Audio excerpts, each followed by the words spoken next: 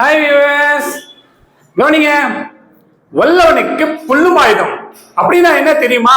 அதுக்கு சிறந்த உதாரணம் சொல்லட்டுமா? பல்லு நாக்க பார்த்து சொல்லிச்சான், நாங்க 32 பேர் எல்லோரும் சேர்ந்து ஒரு தடவை இறுக்கி அழுத்துனா நீ காலி. நாக்க பார்த்து அதுக்கு நாக்கு சிரிச்சுக்கிட்டே சொல்லிச்சான், நான் தனியாளு, கண்டிப்பா நான் தனியாள் தான். ஆனா நான் ஒரு வார்த்தை மாத்தி பேசினா நீ 32 பேரும் காலி. ஓகேவா? இதுதாங்க வள்ளுவனுக்கு புல்லும் ஆயுதம்ன்றதுக்கு சிறந்த உதாரணம். ஓகேவா?